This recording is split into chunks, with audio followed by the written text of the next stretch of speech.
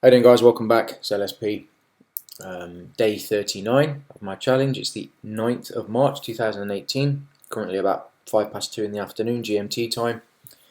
I just thought, I'll be honest with you, when I sat down, just about 5 minutes before NFP, I started a recording to do a live NFP, and it just, I don't know man, it just didn't seem like it seemed like it was going to be muted, basically.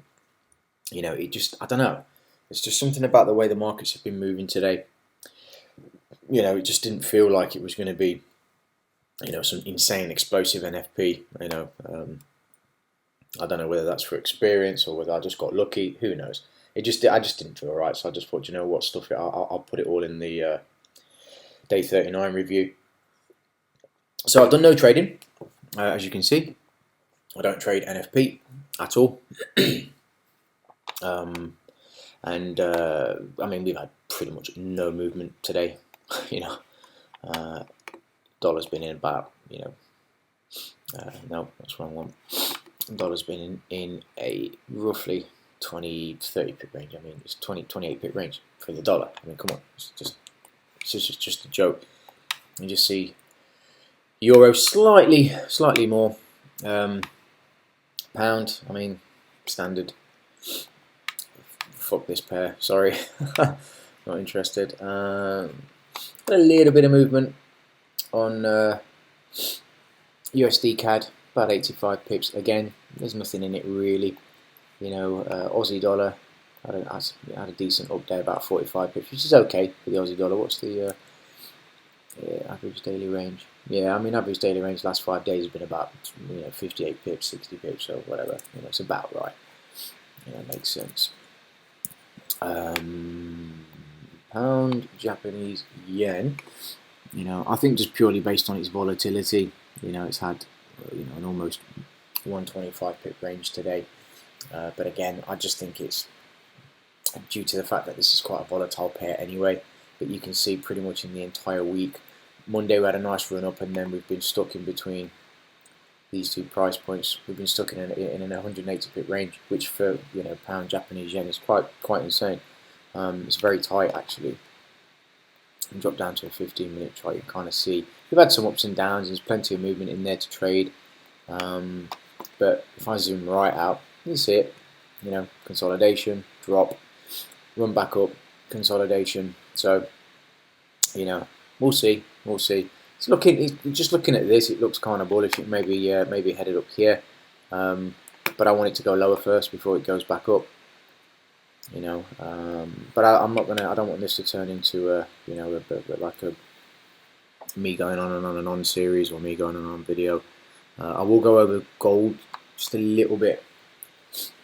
This is what I kind of marked out. I've tidied it up a little bit, and the red line is basically where I want to see gold. I want to see gold back above around about 129, and then a retrace back into that for me to take along. Wouldn't want to take it down here, but I expected it to drop into this range, and I marked it off here. Yesterday it was just this line, and I've added this additional line here just to kind of give us a section to kind of pay attention to. But I want to see it drop. Nice rally, but for gold to rally right now, obviously the dollar needs to continue its bearish bias, which I think one last run up just to clear out the weekly high from last week. Maybe retest this, this candle's low, which comes in at just a little above, I'd probably say about 91, I guess. Yeah, so challenge the 91, eat into this candle just a little bit, and then I think we're going to be resuming lower, and then probably headed down here. And I'll just put a price point there. So 86.86. So we just call it 86.85. So I'm kind of expecting this on the dollar going into next week, and it may not happen all in 1 week. It might take the rest of March. But there's some other things in play as well, which give me the confidence to believe that this is going to put in a top, and then resume its lower, its lower trend or bias, that bearish bias. So I'll be keeping an eye on this. And USD Japanese yen, there's not much in this, guys. Like I said, today it's not really the day for it. and we've not really got any movement at all. And even if we did, I wouldn't be interested. I'm more interested in what happens after the fact. NFP for me is a good indication of where liquidity has been taken, where stops have been ran, and it gives you a good idea of where the flow is in terms of market orders and whatnot. And then when you see that, you can see what levels were reacted from, what levels were respected, which price points didn't give way, which price points did give way, and that gives you a good strong. Basically, it puts you in a better position when you do your analysis over the weekend. I'll give you an example. Let's say, for argument's sake, right, the pound USD had a really strong push from today. NFP came all the way up here. Okay, so something like this. You just have to visually kind of just imagine a bar or a candle, big, strong, insane candle all the way up here. Okay, but then by the close, the entire candle is reversed, leaves a giant tail behind, and it ends up, say, about here, for argument's sake. That tells us something. When obviously right now we're just going with the bias that I had pretty much for the entire week, but like I said, as an example, sometimes during NFP you get these insane wild swings, and every now and then it will show you pretty much in visual form, very, very, very easily identifiably, that the market really just doesn't want, that particular pair just doesn't want to go the way that it started going in. So, for example, again, big strong push up, let's say 350 pip range for argument's sake. That's a bit extreme. Let's say a 200 pip range up here, and then it just completely reverses the entire move. It's very unlikely it's going to go all the way back up there again. Do you understand? Going into next week, so you can kind of start your week as, yep, we had a nice strong push during NFP. They took the stops here, they took the stops here, took the stops here, and then they've just carried on going lower. So the next area is probably going to be down here, for example, and then you can start to look for confirmation going into Monday, Tuesday's trading. Then you take your trade maybe Tuesday or Wednesday. You see what I mean? So you kind of map the whole thing out, pre-market, over the weekend, put all your price levels on, do your analysis.